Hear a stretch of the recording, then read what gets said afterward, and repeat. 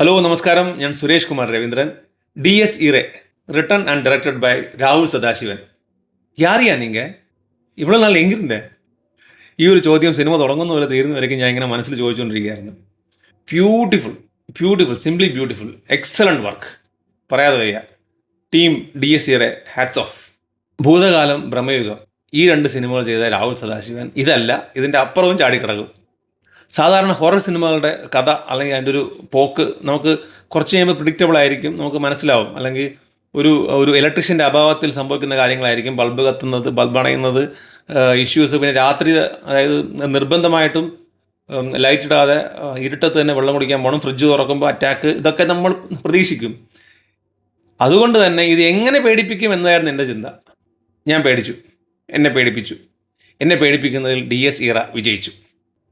അതിനവരെ സഹായിച്ചത് 4 ഡിപ്പാർട്ട്മെൻറ്റ്സാണ്. ഒന്ന് പറയാതെ വയ്യ, sound design and sound mixing, Jayadevan Chakkadath and M R Rajakrishnan.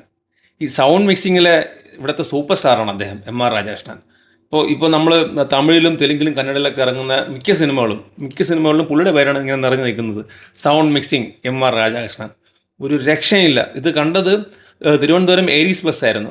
അല്ല, ഏരീസ് പ്ലസ്സിൽ ഓഡിയോണിലാണ് കണ്ടത്. സറൗണ്ട് ഇങ്ങനെ അടിച്ചു നിൽക്കുകയാണ് ഓരോ ശബ്ദവും. അതെന്തിന്, അതായത് പ്രണവ് മോഹൻലാൽ സിഗരറ്റ് വലിക്കുമ്പോൾ ആ സിഗരറ്റിൻ്റെ അതിൻ്റെ ഒരു ഫ്ലെയർ, അതിൻ്റെ ഒരു ആ സൗണ്ട് ഇങ്ങനെ എരിയുന്ന സൗണ്ട് കേൾക്കുന്നു. പിന്നെ എന്തെങ്കിലും ഒരു കുഞ്ഞ് ആണി വീണാൽ പോലും ആ സൗണ്ട് നമ്മുടെ കാതിൽ തുളച്ച് കയറും, അതും സറൗണ്ട് ലെവലിൽ.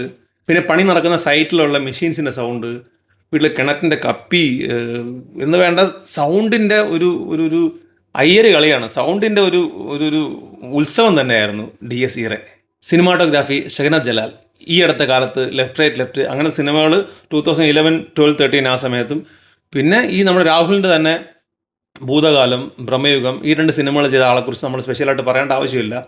പുള്ളിക്കാരൻ സിനിമയുടെ കൂടെ അങ്ങ് സഞ്ചരിക്കുകയാണ്. ക്യാമറ ഗിമ്മിങ്സ് ഒന്നുമില്ല. അതായത് ഒരു ക്യാമറമാൻ ഈ എല്ലാ കാര്യങ്ങളും ക്യാപ്ചർ ചെയ്യുന്നുണ്ട്. ഇങ്ങനെ ഒരു ക്യാമറമാൻ ഉണ്ടെന്നൊരു സാന്നിധ്യം നമുക്ക് ഫീൽ ചെയ്യാതെ സിനിമയുടെ കൂടെ അങ്ങ് സഞ്ചരിക്കുകയാണ്. അസാധ്യ ടോണം പിടിച്ച് അങ്ങ് പോവാണത്. അത് ശരിക്കും എൻജോയ് ചെയ്തു. One of the best work by Shehnad Jalal. Background music Christo Xavier. ആ ഒരു ഫീൽ നമ്മുടെ നെഞ്ചിലേക്ക് ഇങ്ങനെ ഇറക്കി കൊന്നു കളഞ്ഞു. Super. Art direction Jyothi Shankar. സിനിമാറ്റോഗ്രാഫറുടെ കാര്യം പറഞ്ഞ പോലെ തന്നെ ഇതും നമുക്കൊരു മേക്കിംഗ് ആണെന്ന് തോന്നിയില്ല. അവിടെ ഉള്ള കാര്യങ്ങൾ അവിടെ തന്നെ ഉണ്ട്. അതായത് വീടിനകത്തുള്ള കാര്യങ്ങളും അതായത് ഇൻറ്റീരിയറും എക്സ്റ്റീരിയറും പലതും ഒരു ആർട്ടിൻ്റെ ഭാഗമായിട്ട് സംഭവിച്ചാണെന്ന് തോന്നിയില്ല. അത്രയ്ക്കും മനോഹരമായ വർക്കായിരുന്നു ഇത്. നമ്മളിത് ഇവരെയൊക്കെ കുറിച്ച് ഇങ്ങനെ ഡീറ്റെയിൽ ആയിട്ട് എടുത്ത് പറയേണ്ട ആവശ്യമില്ലെന്ന് തോന്നുന്നു. കാരണം ഇത് എൻ ടൈറ്റിലാണ് പേരുകളൊക്കെ കണ്ടത്. പടം തുടങ്ങിയപ്പോൾ ഡി എസ് ഇറാന്ന് മാത്രമേ ഇത് കാണിച്ചിട്ടുള്ളൂ. എൻ ടൈറ്റിലിൽ ഇങ്ങനെ ഓരോ പേരുകളും കാണുമ്പോൾ ആഹാ അടിപൊളി എന്ന് ഇങ്ങനെ മനസ്സുകൊണ്ട് പറഞ്ഞുകൊണ്ടിരുന്നു. അതിലിങ്ങനെ തുടക്കത്തിലാണ് ഇങ്ങനെ ഛായാഗ്രഹണം Shehnad Jalal, art direction Jyothi Shankar, sound designing Jayadevan Chakkadath, sound mixing M R Rajakrishnan, പിന്നെ ബാക്ക്ഗ്രൗണ്ട് സ്കോർ ക്രിസ്റ്റോ സേവിയർ. ഇങ്ങനെ വായിച്ച് പോകുന്നൊരു സുഖമുണ്ട്.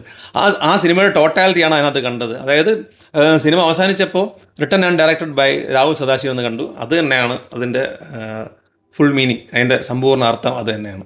ഇനി ആക്ടേഴ്സിൻ്റെ കാര്യം പറഞ്ഞാൽ പ്രണവ് മോഹൻലാൽ ദ ബെസ്റ്റ്, ഇതുവരെ ഉള്ളതിൽ ദ ബെസ്റ്റ്. അദ്ദേഹത്തിന് ബിഹേവിങ് കൈൻഡ് ഓഫ് ആക്ടിങ് വഴങ്ങും, അല്ലെങ്കിൽ ആ ലെവലിലേക്കുള്ള ഒരു ആക്ടിങ് ട്രാൻസ്ഫോർമേഷൻ ഉണ്ടാവും എന്നുള്ളത് തെളിയിച്ചു. Hats off Pranav. അടുത്തത് ജിബിൻ ഗോപിനാഥ്. പ്രണവ് കഴിഞ്ഞാൽ, അല്ലെങ്കിൽ പ്രണവ് കഴിയണ്ട, പ്രണവിനോടൊപ്പം തന്നെ ഇത്രയും ഈക്വലായിട്ടുള്ള ഒരു വെരി വെരി ഇമ്പോർട്ടൻറ്റ് റോള്, അത് നല്ല അസാധ്യമായിട്ട് പുള്ളിക്കാരൻ വർക്കൗട്ട് ചെയ്തിട്ടുണ്ട്. ഇതുവരേക്കും ചെറിയ റോൾസൊക്കെ ചെയ്ത് അടുത്ത ലെവലിലേക്ക് എത്തിക്കൊണ്ടിരിക്കുന്ന ഒരു ആക്ടറാണ് ജിബിൻ. പക്ഷേ ഈ സിനിമ ജിബിന് നെക്സ്റ്റ് ലെവൽ, അല്ലെങ്കിൽ വേറൊരു വേൾഡ് സിനിമയിൽ തുറന്നു കൊടുക്കുന്ന ഉറപ്പാണ്. ജിബിൻ ഗോപിനാഥ് 2.0 ഇതിലൂടെ സംഭവിക്കും എന്ന് പ്രതീക്ഷിക്കുന്നു. പിന്നെ അരുൺ അജികുമാർ പയ്യൻ പൊളിച്ചു, കിടുക്കി. എന്തിന്, ഒരേ ഒരു സീനിൽ വന്ന്, അതായത് ഫാദറിൻ്റെ റോൾ ചെയ്ത സഹീർ, നല്ല മിനിമലായിട്ടുള്ള, അതായത് മിതത്വം നിറഞ്ഞ അഭിനയമായിരുന്നു. നമ്മുടെ ഈ അതായത് പഴയ 80s 90s ആക്ടേഴ്സ്, അത്രയും എക്സ്പീരിയൻസ്ഡ് ആയിട്ടുള്ള ആക്ടേഴ്സ്, അവരൊക്കെ കൈകാര്യം ചെയ്യുന്ന പോലെ ആ ഒരു സീന് ഗംഭീരമായിട്ട് നല്ല ബിഹേവിങ് കൈൻഡ് ഓഫ് ആക്ടിങ്ങിൽ റിയലിസ്റ്റിക് ആയിട്ട് ചെയ്തു വെച്ചു പുള്ളിക്കാരൻ. ടോട്ടലി ഡി എസ് ഇറെ എനിക്ക് ഒരു സമ്പൂർണ്ണ സാറ്റിസ്ഫാക്ഷൻ തന്നൊരു സിനിമയാണ്. ഞാൻ വീണ്ടും ആവർത്തിക്കുന്നു, എന്നെ ഭയപ്പെടുത്തുന്നതിൽ ടീം ഡി എസ് ഇറെ വിജയിച്ചു, സത്യം. പിന്നെ ഞാൻ എപ്പോഴും ആലോചിക്കും, ഇത്തരം സിനിമകൾ തീരാൻ പാടില്ല, ഇതിനൊക്കെ എൻ്റെ ബോർഡ് വിടാൻ പാടില്ലെന്ന് ആലോചിക്കും. ഇതിങ്ങനെ തുടർന്നുകൊണ്ടേയിരിക്കണം. പക്ഷേ നമുക്ക് ടൈം ഫ്രെയിം എന്നൊരു സാധനം ഉണ്ടല്ലോ, സിനിമ തീർത്തേ പറ്റൂ. അങ്ങനെ തീർന്നതാണ് ഈ സിനിമ, അല്ലെങ്കിൽ ഇതിങ്ങനെ തുറന്നുകൊണ്ടേ ഇരുന്നേനെ.